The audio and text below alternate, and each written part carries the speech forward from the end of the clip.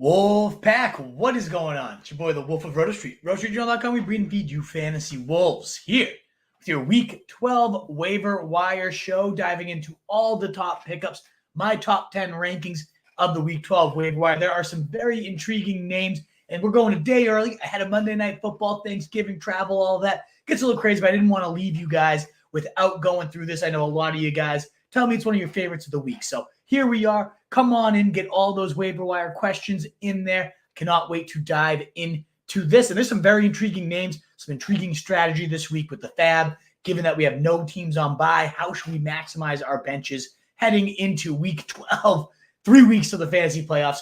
Only a few more chances to improve that roster. I see the thumbs up coming in already. Thank you so much, Wolfpack. If you do enjoy what you hear, it really does help us get out to more people, especially early on in the show. If you like what you're hearing, please do consider that thumbs up. But let's dive right in. You have plenty of time for your questions ahead of this awesome Monday night Eagles versus Chiefs matchup, Super Bowl rematch. So number 10 is just kind of the overall philosophy of cuffing season. This is especially true. I talked about it last time in week 8 when there was no bye weeks.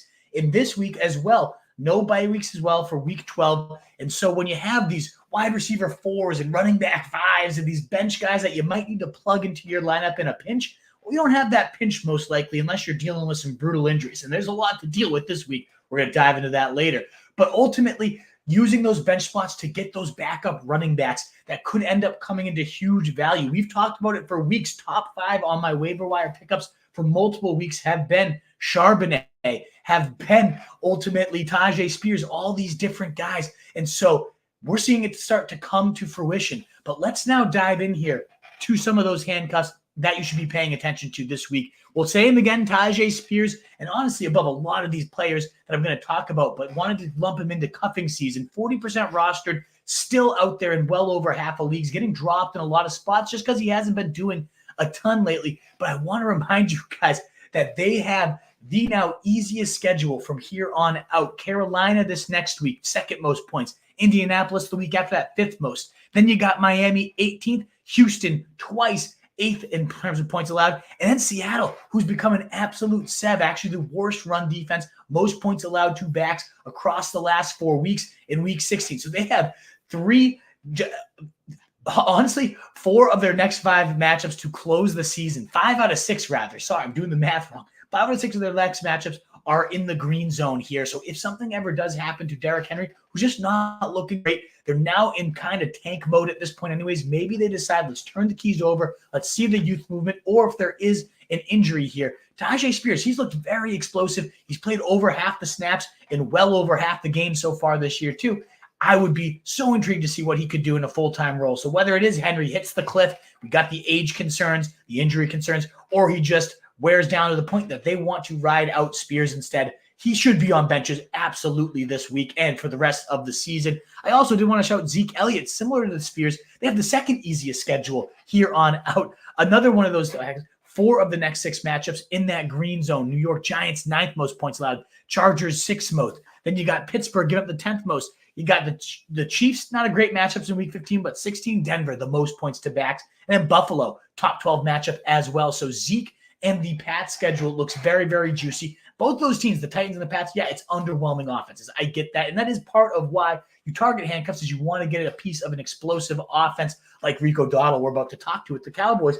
But they have such juicy schedules, and both those teams are so committed to the run. What makes their offenses so gross is how they like to bleed the clock and just run you down. And so I think Zeke, Tajay Spears, those would be my top 2 handcuffs out there well in over half of leagues that I'd look at. But yeah, Rico Dowdle, mentioning him as well. I know this last week didn't do much, just 8 carries, 23 yards. But don't forget 2 weeks ago, 12 carries, 80 yards, a touchdown, looking real juicy against the Giants. And so if anything does happen to Pollard, who, yeah, sure, he had his best game that he's had in so long this year. But Rico Dowdle, you want all pieces of this surging Cowboys offense. So should something happen to Pollard, he would be in a very good spot as well. Just to toss out a couple more handcuffs too. Eli Mitchell's only 16% rostered. And speaking of easy matchups, get Seattle twice in his next 3 games. Should something happen to CMC, they've been getting blitzed. Week 15 to kick off your fantasy playoffs, Arizona Cardinals. Those games might end up even just being such a blowout that he could end up getting some burn. Mitchell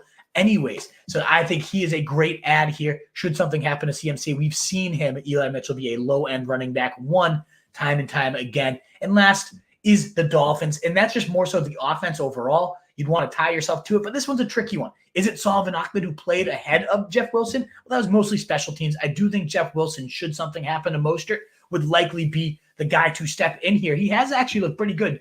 2 carries for 14 yards 2 weeks ago, 4 catches, 32 yards the week after that. So we've seen Jeff Wilson having a couple explosive plays here. I've always been a Jeff Wilson guy. I think at 11% roster, he's probably the right handcuff, but ultimately this might just be a situation to avoid, given Achane might just become a feature back or Ahmed might get more involved. It's already kind of a weird committee here. I don't know that any true value from the handcuffs exists, despite that being such a juicy offense. But again, to summarize, I would say Spears, the clear handcuff. Then you got Zeke Elliott, really, really juicy schedule. You could probably stash him if you're catching this ahead of the Monday night game right now. I just picked him up in a league where he was just sitting out there because they have the bye week. So maybe you can pick him up there. Then Rico Dowdle, Eli Mitchell, and Sullivan Ahmed, / Jeff Wilson wrap up my handcuffs. So that takes over just an overall category here. Let's move on to a question that I think a lot of you guys are going to be having. But before we do again, Wolfpack, I keep asking because that thumbs up button, it really does help us get out to more people. This Sunday, we had the best stream we've ever had, over 100 people live with us because you guys were so generous hitting that button, sharing us out, liking, retweeting. We got 30 new subs. It was amazing. So we're hoping to keep the good times rolling here. Hopefully you're a repeat customer, but if you're new, consider subscribing as well. We'd love to have you. Moving forward, though, a question on so many owners, myself included, in my biggest league. Oh, devastating. Mark Andrews, likely done for the year. Cracked fibula, an ankle ligament injury. There's been no official he's done for sure, but it does seem like it is going to be, at minimum for the fantasy season, an end for Mark Andrews. And so brutal here. How do we replace a guy like that? Well, you certainly don't. 13 points a game with 20-plus spike week upside at tight end, where it's such a bloodbath everywhere. You're not going to find that on the waiver wire. You shouldn't be out there expecting anything even close. But there are some options, I think, that can be better than others. And at the top of that list for me, I'm not going to go in reverse order for you. That would be Isaiah Likely. If you're desperate for a tight end this week and you, similar to me, lost Mark Andrews, consider him a top 3 ad of the week. Now, there's a few things that really point to him being a great addition here. And if you look just no further than last year, whenever he had 50% or higher snap share, Isaiah Likely, and Mark Andrews was under 80% of these snaps, given mostly an injury in that case, we had Isaiah Likely averaging 15.8 fantasy points per game. That's the second best ever by a rookie tight end. He had a team-high 22% target share anytime Mark Andrews was below the 80% of the routes there. So he became the focal point of this offense, was the tight end 2, tight end 9, tight end 3, Isaiah Likely in those 3 games that we're referring to without Mark Andrews last year. But why is this not a complete smash? Why shouldn't I blow every single cent I have on getting Isaiah Likely? Well, maybe you should, but this is just a completely different offensive scheme, going from Greg Roman, always been a historically tight end friendly offense, next to Vernon Davis and the Niners. They've always been so run centric, and then dinking and dunking with a tight end off play action. That's how Roman runs his scheme. So it just became a natural fit that Likely played that Mark Andrews target hog role. I don't think we can expect that with Todd Monken, much more air raid style offense. Plus they have so much more competition. There really was no one else to throw to last year. Now we got Odell Beckham. We're going to talk about him in a little bit. We got Rashad Bateman looking fully healthy. Nelson Aguilar, for whatever reason, is doing some damage out there. And of course, the biggest addition is Zay Flowers, who has the team high target share here. So I don't think we're going to get that almost pseudo Mark Andrews replacement level of Isaiah Likely. But you do look at the schedule, and you also got to point to the fact that, 1 catch for 4 yards on 1 target in week 1 with no Andrews. This week with no Andrews, 2 targets, no receptions. He hasn't really been anything, Isaiah Likely, in Andrews' absences so far this year. So that's why you can't just go completely balls to the wall, make him your only option here. I'd say you got to pick up at least a couple tight ends. But the schedule's ripe here. It's Chargers 4th most points, bye week, Rams the 3rd most points, and a fantasy playoffs featuring the Jags, 12th most points. San Fran, tough in week 16. But then you get Miami, the 10th most points at tight end. So a good schedule for Isaiah Likely. So many elite efficiency marks in college. He's the 2nd highest PFF grade ever, behind only Trey McBride and Kyle Pitts across the last 6 years. One of the highest of all time. He has yards per target, 11.1, 6th best among tight ends, 20.0 yards per reception. 2020, that was the best mark by any tight end across the last 25 years. So we've seen Isaiah Likely, an Everett boy, a local guy, shout out from Mass. He has been a beast. He was an absolute focal point in college. So he could potentially rise up and be that guy. And I spent the most time on him because I do think Likely is your number one type of upside replacement with the potential to be a 65, 70% Mark Andrews, just not quite the level he was last year in a more tight end-centric offense with less weapons to contend with. Behind him, you got Pat Freiermuth around 50% rostered. Might get dropped by a lot of people because he only had one target, 7 yards, only 42% of the routes this week. I get maybe I'm making the case against him right now, but I think that's just fresh off an injury, plus facing Cleveland, who's given up less than 3 points a game to tight ends this year, other than Mark Andrews himself. So I do think Freiermuth is a viable waiver wire replacement option should he be out there. He's probably the more high floor guy. He gets 2 games against Cincinnati across his next 4, second most points allowed to tight ends, and the rest of the schedule not overly concerning there. It's just such a tough aerial pie there with the Steelers to get excited about considering Kenny Pickett. Shout out Ian Hartitz on this one. He has less multi-touchdown games, Kenny Pickett, than Tommy DeVito across his career. And how many more starts? I mean, significantly more. It's sickening. That's all you really need to know about him. In his last 4 games, he's been under 160 yards. He has 1 touchdown in 4 games. Not 1 touchdown a game, 1 total touchdown across those 4 games. It is a hideous aerial pie here in Pittsburgh. Kenny Pickett is just garbage. So I don't know that you can get overly excited about Freiermuth or really anyone in this offense when that is what you're working out of. But he's just been a reliable guy in the past. Maybe that's what this offense has been missing. Maybe that's what we need for Kenny Pickett to get at least a little bit going. He did have much better yardage days, much better being 230 his season high with Pat Freiermuth as the focal point earlier this season. If he's gone, who are some other names you can look at? If you miss on Likely, your opponents block you. Pat Fry's already been taken. There are still a few guys I'd like to shout out. And for a 1-week stream, maybe Jonnu Smith, 29% roster, dropped because of the bye in a lot of leagues. But Kyle Pitts is not practicing as of Monday. And sure, we had a complete dud the last time we had Jonnu Smith out there. But the week before that, 21 points. Huge athlete. And he had his best days when Desmond Ridder was the starter. In fact, from weeks 3 to 6, a stretch of 16, 13, 14 fantasy points, tight end 3, 9, and 4 across those 3 games. So we've seen Jonnu Smith have some real productive stretches. And should Kyle Pitts, if this questionable nature of his knee right now ends up actually lingering, they're off the bye. You can't expect that to be the case. But hey, maybe it is. Jonnu Smith, he's another one similar to Zeke. You could probably add, given it's the bye week, ahead of tonight's game if you're catching this at the right time here before kickoff. Did want to show out Donald Parham as well. 57 yards on 4 catches, 6 targets here. Ultimately ran 68% of the routes. It's a career high, 15% target share on those routes, and put up 10 PPR points. The tight end 9 of the week was BSy and stone smart, whatever the hell that is. Catch 2 touchdown and almost have a second touchdown go right through his hands. But we've seen Parham be an absolute red zone beast. Should Gerald Everett's injury linger, the schedule's mediocre at best, but it's still such a good offense. Of all these offenses we're talking to, besides Isaiah Likely and the Ravens, I do think Parham is by far attached to the best overall offensive situation. They're dying for some sort of weapon to emerge here besides Keenan Allen. Maybe Josh Palmer will be back soon enough and really eat into that share, but his injury was pretty rough. So we shall see. Parham, the last one I want to shout out there other than, and it's not Tyler Conklin. I wish it could have been. And honestly, one of the only guys I could say might benefit from actually having Zach Wilson in there. He went 6 for 66, 7 for 70 across his last 2 games ahead of this week, and then he just disappeared, did nothing. Tim Boyle, though, I mean, what the hell? He's maybe the one quarterback worse than Zach Wilson in there. So no Conklin, but I did also want to mention Michael Mayer across Aiden O'Connell's last 2 starts. He's had back-to-back 5 targets days. He went 3 for 19 and a touchdown in that first start, 11 points, tight end 9, and then 4 catches for 46 yards, 9 PPR points, tight end 13 last week's. Ceiling, sure, it's capped. I'm not going to pretend otherwise, but we're looking at athletic. You've seen all these rookie tight ends, right? With Laporta, Kincaid, all these guys breaking out. Many people consider Mayer a better prospect than any of them. Now, he's not attached to the offense that's allowing such fertile fantasy production from rookie tight ends right now. But hey, Aiden O'Connell's certainly looking his way, and he's been okay these last few weeks. So to me, you got to rank them, in my opinion, Mark Andrews, Pat Freiermuth the second, and then I would say Michael Mayer would be your third best, only 10% rostered. Whatever you got to pay to get your tight end replacement, I do think, Isaiah Likely about a 25, 30% bid if you had Mark Andrews and you're really desperate at this point. Maybe you can make a move as well. But that is my summary of replacing Mark Andrews.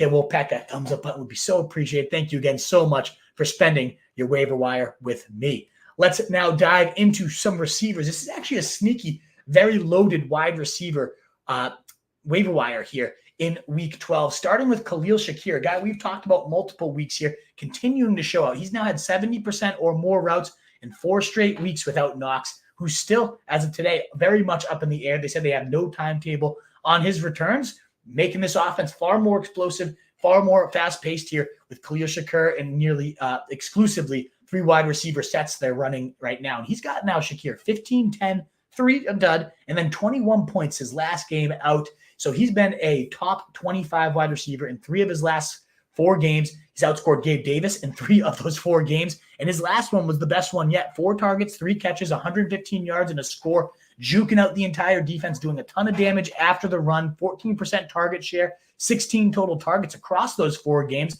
Any steady usage with Josh Allen within this Bills offense is very much worth noting, in my opinion. Shakir's getting it done really, really well. So I love adding him. Right ahead of him, though, in terms of what I think is a much higher ceiling, is Jameson Williams. 20% rostered right now. I think you could bid maybe 8 to 10% on Shakir. I think you bump that up to 10, 15, maybe even 20% if you're looking for a high upside. You don't really necessarily need to trust him this week. This is the type of guy, again, in a week where there's no teams on bye right now, that you can actually get away with stashing Jameson Williams. Let's see if this role continues to evolve on Thanksgiving Day here. He saw a career high. This is the biggest note on him. Sure, the touchdown catch was nice. 44 yards, a score, 2 catches, 32 of those on the touchdown on the deep shot. But what we really like to see here with Jameson Williams is the 66% route share. That is a career high so far. He had never played above 55% in his career, and he really showed out here with that, again, that 12 PPR point day, the wide receiver 23 of the week. What you really notice, though, is just one, why did he get more opportunity? Well, Dan Campbell shouted out all week a huge block that Jameson Williams threw on week 10, and that he's been more selfless type of team player, really going hard at practice. So they really have been hyping up Jameson Williams, and they responded by giving him the opportunity, and he delivered. You could just tell that this offense had a different gear when he was in there, especially when they were in comeback mode. They had to erase a 12-point deficit in about a 5-minute span here, and he was a huge part of that, scoring one of the go-ahead touchdowns to get them within striking distance. So sure, it's still tricky to really trust a guy that's 9% target share or worse in his last 4 games. I understand that, but just seeing the involvement, getting him on the field is step one. We're seeing that more often. Now he's making big plays, whether it's in helping in the run game, touchdowns that put his team ahead.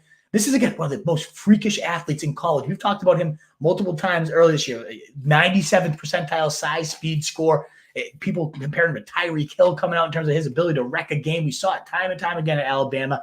Maybe he can get his legs under him and have a strong finish to his sophomore campaign that propels him to future greatness.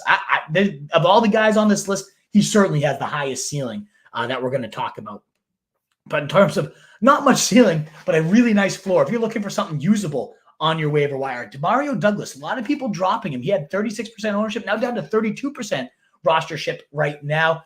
That's probably because the Pats were on a bye, but that makes people forgetting that he had a 9-target day, 6 catches and 84 yards their last time out against the Colts. That was a 36% target share. Since Bourne went down, Demario Douglas has led this receiving corps quite easily, quite handedly, with a 25% target share. And in that span, 8, 11, and 14 PPR points.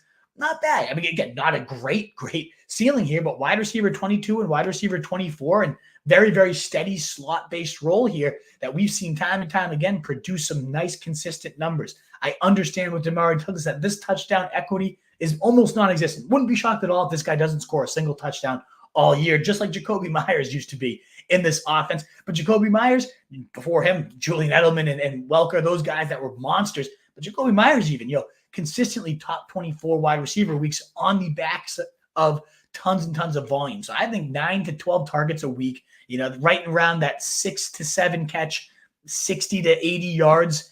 I think you're going to settle into a nice role there, Demario Douglas. So if you need something, look at Pop here. It's a one guy in this Pats offense that is actually worth a meaningful look besides maybe the running backs there as well. But after him, I really, really like Jaden Reed, 36% rostered, back-to-back 19 PPR fantasy points a day, wide receiver 11 and wide receiver 12 in those 2 weeks. 14% and 15% target share. But the big thing was watching after an odd, weird, 56% of the routes 2 weeks ago, when that's why, despite him putting up 19 points, it's like, this is a mirage. Is he really going to get the field time? Boom, spikes up to a second on the team, 79% of the routes, ultimately paved the way as a rusher as well. So let's talk about that. 4 catches, 46 yards through the air on 6 targets, which was second behind only Romeo Doubs.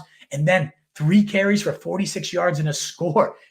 That was really impressive. And actually, he ran the ball only twice in the first 10 weeks, but all 3 of these carries happened before either running back was injured. So sure, you can look at it like, hey, Aaron Jones is hurt. That's why this was a designed part of the game plan. And now that Aaron Jones is hurt, what if Jayden Reed becomes even more schematically used here? What if he does approach the easy comparison here that everybody wants to always find the next Deebo Samuel? But hey, there's a very big opening here in this backfield. And I know they said Aaron Jones' injury isn't hugely serious right now, but probably going to miss Thanksgiving Day at minimum. And that's another way that they can get Jayden Reed the ball. He has been so dangerous, made so many plays. A lot of people clamoring, one of my favorite experts out there, Matt Harmon, talking about how they should make him the focal point of this passing game, and they're starting to do so. I really, really like Jayden Reed. He's my number 4 guy, I think worth 20, 25%. He's similar. He's kind of like a mix of Jameson Williams and DeMario Douglas that we just talked about in terms of ceiling and floor. He's going to get a good amount of weekly involvement,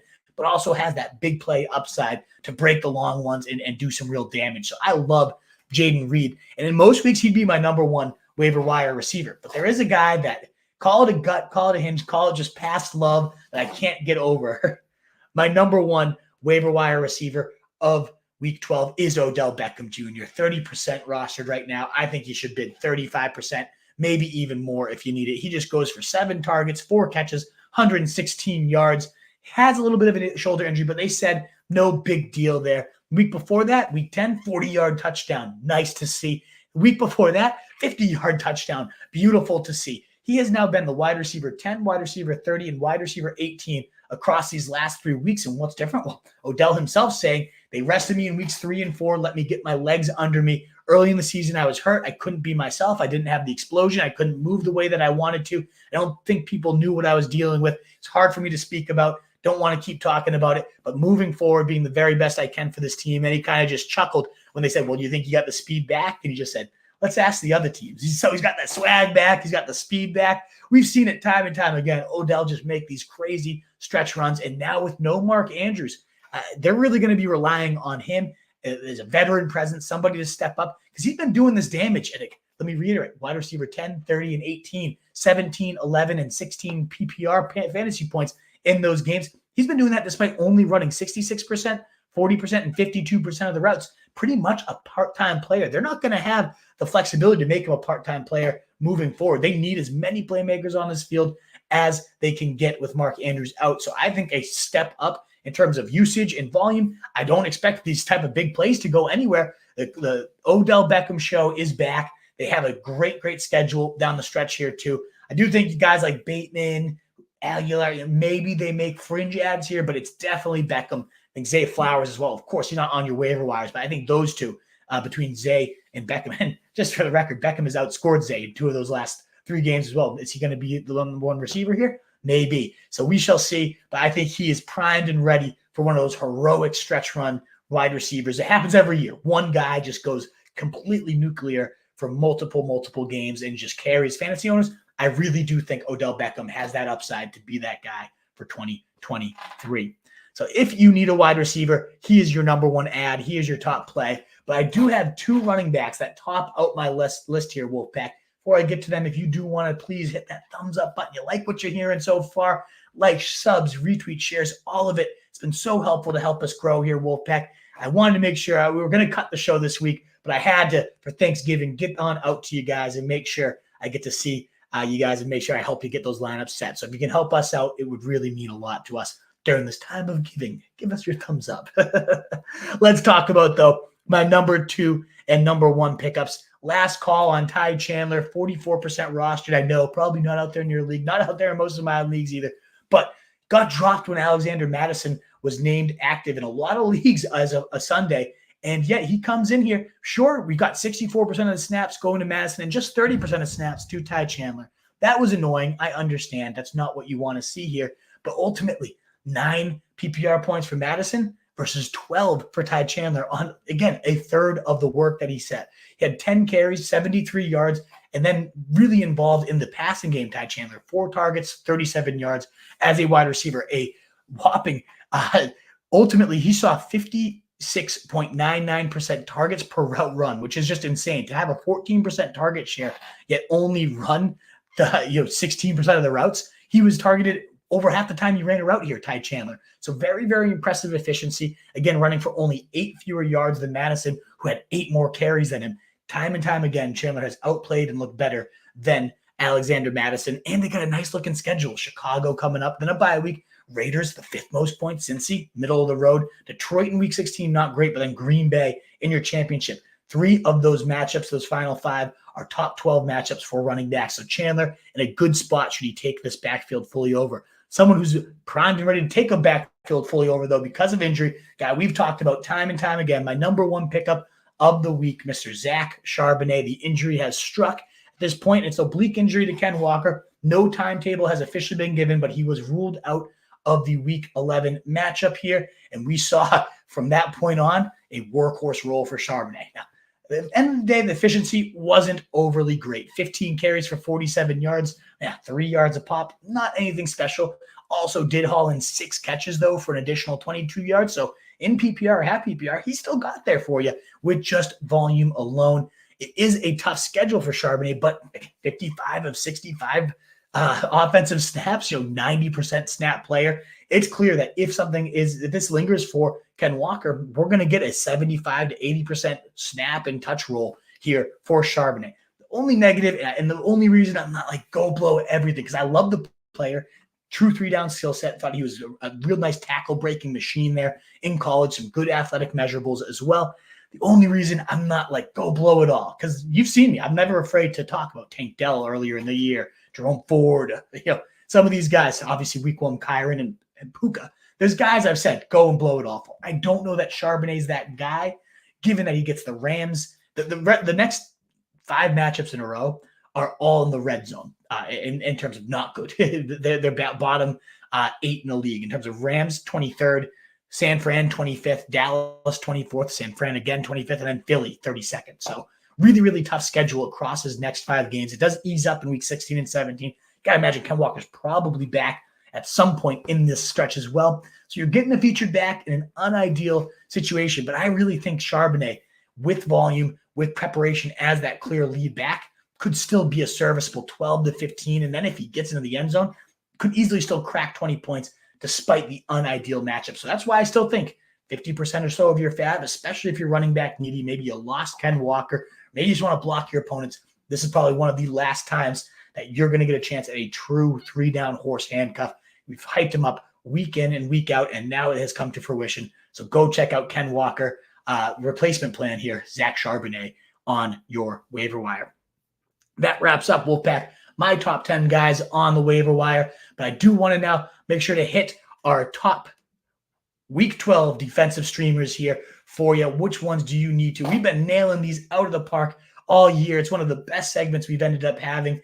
Shout out to my guy Keegs. He's done a great job writing them up on rotostreetjournal.com. But I love to cover some of it and give a few new takes. But last time out, we really nailed it. Let's dive into who I think could be phenomenal here in Week 12. First is Denver to me, 33% rostered.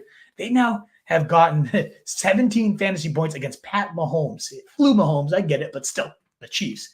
8 points against the Bills, 9 points against the Vikings. All have been bottom half matchups for defenses to have to face, and they have Denver really just seemed to come out firing. This defense is playing with new gusto, and now they have 12 turnovers across those 3 games. And again, against good offenses, ball control offenses, they now get DTR. The DTR-led Browns here, 5th most points allowed. 2 fantasy defenses are this hapless Browns. Maybe it's Joe Flacco instead. Who knows who'll be the actual quarterback here? But the Broncos, were doing this, again, 8 or more points in all 3 of their last games, 17 against Mahomes.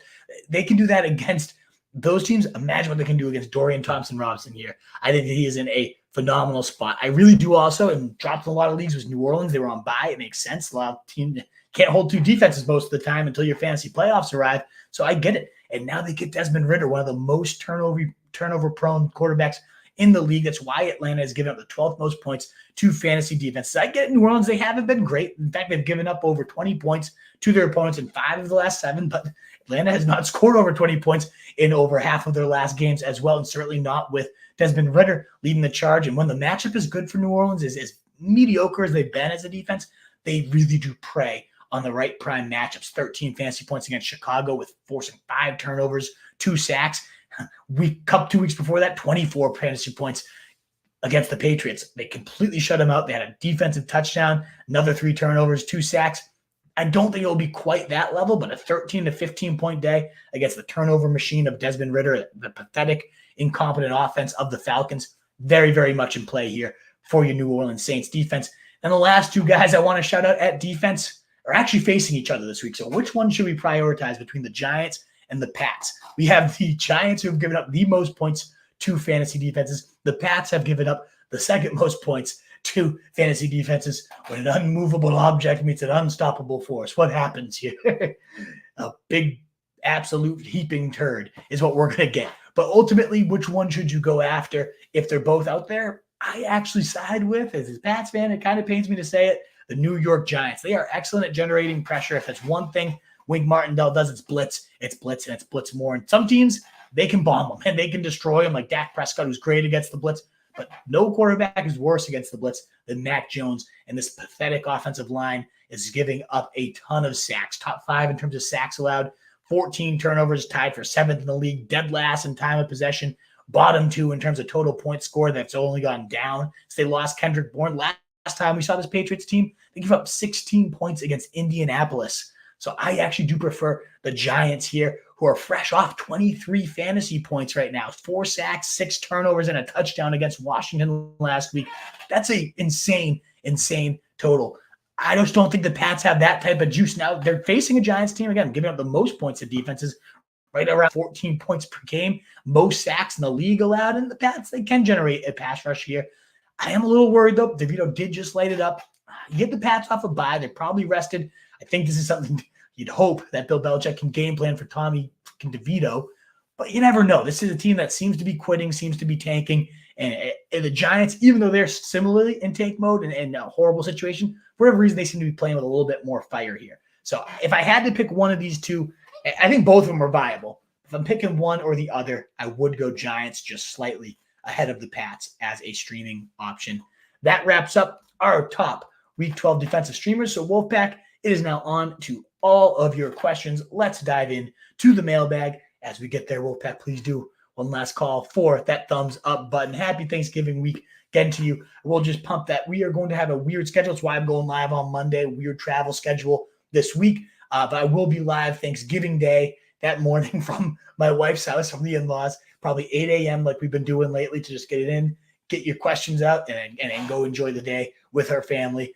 My family later in the day. So it's going to be a busy one, but we'll make sure to get live. 3-game slate. Want to break that all down for you, answer all your questions. Full PPR. Got to activate Kyron and Khalil. Starters are Brees and Gus. There we go. I mean, you got some nice, intriguing options. Honestly, though, I don't know that you have to hold on to Khalil here, Fatty Mateo. Certainly, it looks like you got to drop one of these guys, Madison, Hollywood, or McBride. Not McBride. No way you're dropping McBride right now. I would drop Khalil over any of those 3. Now, if you have to drop, so you only got to drop one of them, I think it's Khalil. 4-headed nightmare at this point. He got the 16 carries, probably the lead back here. Foreman gets the touchdown. Fields is vulturing touchdowns. Roschon is still getting activated there, Fatty. I think Khalil is far and away the lowest upside guy to me. It would otherwise be Madison, but again, 65% of snaps, whether he deserves it or not, he still put up 9 PPR points. It's just kind of, and the schedule, we talked about Ty Chandler, it still applies to Alexander Madison, as gross as he is. A juicy 3 of his next 5 matchups, golden. So I think it's if you got to drop one of these guys, of these 3, I would probably drop Hollywood. But honestly, I love his playoff schedule, and I would drop Khalil Herbert if I can have him be that drop instead. I would drop him.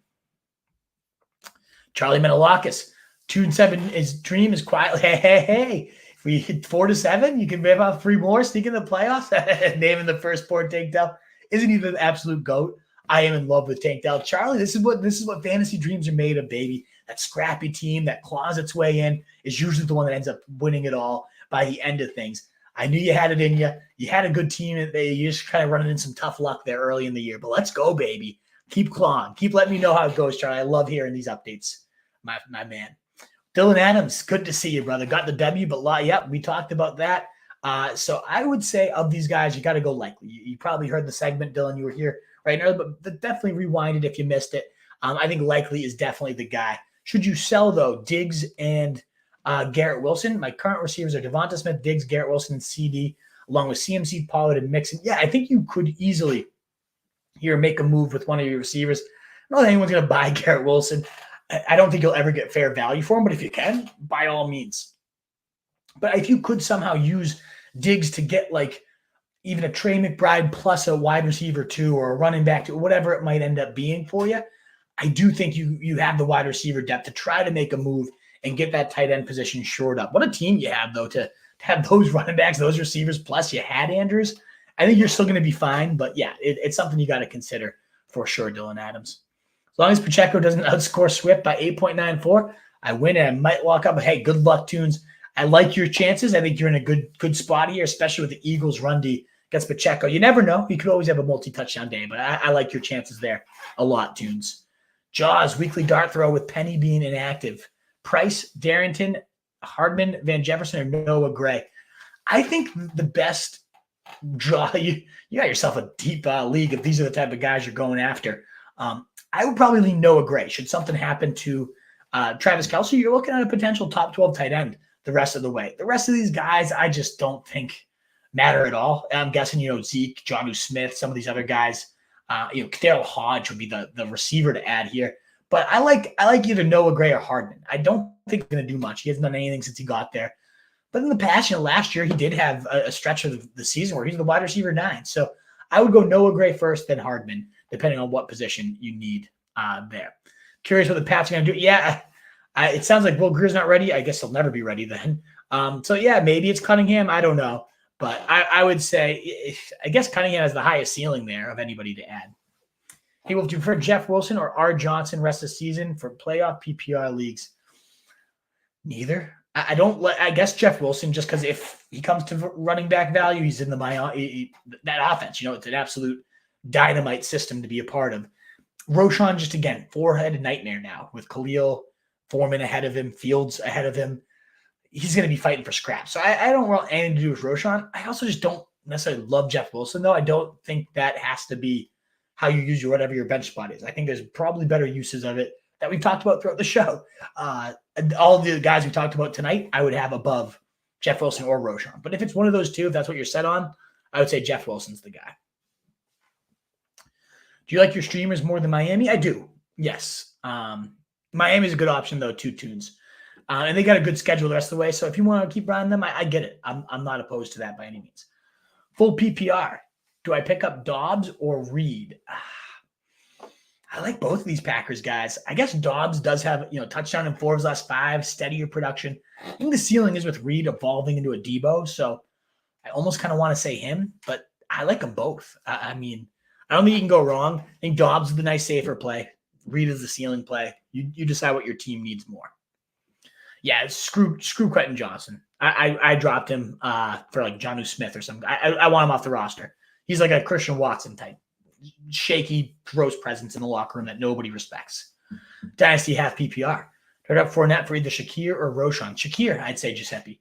He really seems to be coming into his own, yeah. I mean, Zach Moss in Dynasty, after he looks so good, I'd actually probably rather have him. I don't know what his deal was with the Colts, if it's a one-year thing, but I could see him continuing to ratchet it up. Have Geno and Russ not liking the matchups. Who would you pick up, Carr or Stafford? Stafford, I think. I don't love either, but I don't like Carr when he sees 50% of the red zone snaps and he's a quarterback, Done so many trades, yeah. So Big 12, man, I mean, that's nice. Good stuff. Somebody just got a wheel and deal there. Deep Dynasty, not as many options on a Monday. I agree, Jaws. So, yeah, it's Deep Dynasty. I would say Noah Gray is probably the one I would go for there. Dynasty League, half PPR Superflex. My QBs are Mahomes, Fields, Kyler, Howell, Rodgers, and Pickett. I think Pickett's probably droppable. Yeah, I think he's garbage, honestly. And you have good quarterbacks there, Giuseppe. Can you move him for like a third or a fourth round pick though? Why drop him if you could get even a single draft pick? That draft pick could have been Tank Dell or Puka Nacua last year, So see if you can get some draft capital instead. It's still a quarterback, and if it's a super flex dynasty league, I think Pickett, somebody's going to want him. So I would shop him around, see if you can get a third pick out of it, something of that nature. You're welcome, Jaws. Good question. Urgent. All right. I'm glad it's urgent. It's so urgent. You didn't type the question, Sergey. Giuseppe Russo. Should I hate cut Gabe Davis? I mean, it looks like Khalil Shakir is honestly the more consistent option behind it. It's so tough to hate cut him. He's the type of player you hate cut and then puts up 30 against you in the fantasy championship. You know what I mean? But yeah, you probably could, honestly. So yeah, I think you could. Depends on who you're cutting him for, though. Don't just cut him to just cut him, but maybe. Hey, thank you, Omar, for the kind words. It was an awesome show. I know you were there for quite a bit of it. Over 100 people just coming in live. And again, it's because a lot of you guys, again, that thumbs up button, it really does help us grow. The shares, the likes, the retweets, a lot of new subs. I'm glad to see it too. It is. I appreciate it. We've put in a lot of work. It's been a long grind. It's good to see some numbers. We're going to keep trying to upgrade our equipment, keep making things better and better for you guys to grow this thing. I would rank these, and I did a whole segment on it, Omar, so I'll give you the quick of it and then rewind and watch this tight end replacement plan. I'd go Likely, Freiermuth, and then Jonnu is how I'd rank those guys. I can grab Rashid and Downs now. I would have to drop Godwin if I want both. What do I do? I mean, is Godwin worth keeping at this point? I think I'd rather have either of those guys than him. Godwin will have one more big game the rest of the year, sure, but it's clear that this is the Evans show, right? Him and Mayfield. Whereas I'd love to see what Rashid Rice does tonight with, fresh off the bye. What if he gets a 80 to 90% snap share? Downs has been a monster all year. Their schedule is completely juicy for the Colts down the stretch here. And before he got hurt, he had, 4 straight games of 14 or more PPR points. So, yeah, I think both those guys have shown more than Godwin this year, and both could continue to evolve. So I would drop Godwin, I think, Sergey. It feels so weird because Godwin was such a stud for so long. But, yeah. Kyle Toons got JT, Bijan, Swift, and Ford to league. Yeah, I mean, you just want me to praise your stable, Toons? I'll praise your stable. It's obviously a beastly one. I think it's also, though, more than just praise, it's trending the right way, too. Like, for a while, that stable wasn't ultimately all that great as they were rounding into form. But now Bijan coming off his high in terms of season share and touch share, and the playoff schedule for Bijan, absolutely goldmine. JT, fresh off of 75% of the snaps and touches, he's trending the right way. It's Jonathan Taylor too. And then Swift, the best playoff schedule among running backs. Ford, the top 6, their top 5 schedule the rest of the way too. Yeah, your stable's great. I guess Ford, I don't know if he benefits or downfalls from losing his quarterback there though. I think he probably took a little bit of a step back now with no Watson or for whatever reason, no PJ Walker. But I still love the player and I love the schedule. So, yeah, you got yourself a really nice stable there, Tunes. Have to bring up Kyron from IR. I'm between hate cut T or Gabe. I would probably cut, especially if it's Dynasty, you cannot cut T. Higgins. I mean, I hope they're not talking about cutting T. Higgins in Dynasty. I would fire you from the stream, Giuseppe. You'd never be allowed to come back. Even Gabe Davis is tough to cut in a Dynasty league. But if it's just a redraft league, and it's one of those two, I'd probably cut Gabe Davis. I still would cut one of the quarterbacks over them. But, yeah, I mean, you probably are at that point. You're not going to use Gabe Davis. And I always say you cut him and then your opponent picks him up and he goes for 30 against you. But there is the chance you cut him and he gets a goose egg and he just gives you a reward for cutting him. So, I'd cut Gabe over T for sure. But I'd probably cut one of the quarterbacks depending on who they are and how many extras you have. Wolfpack, thank you so much here. So great to see you all here. I'm guessing Jaws, it's probably for special teams purposes, but hey, you never know. Maybe stash them, see what happens. But thank you again on your way out. One last call for that thumbs up button. RotaryJournal.com is where you can find and all our content. Feed and breed you fantasy wolves. Got the week 12 rankings already up there. Going to be doing the rest of season rankings during this amazing game we have coming up here. So cannot wait to watch it. We'll see you guys maybe Thanksgiving morning. I'll be live at 8 a.m., probably 8 to 10 a.m. So if you have some sit-start questions ahead of that, please do join us. We'll be happy to answer those. But if I don't see you there, all the best to you. Happy Thanksgiving. I hope you and your family and whoever you spend it with have a wonderful day of great food, great times. Best of luck there. And hopefully we'll see you Thanksgiving morning. But if we don't, I hope you have the best of your holidays. And we will see you sooner after that. Later, Wolfpack, and a wolf for Fantasy Sheep, guys. Be the wolf. See you guys.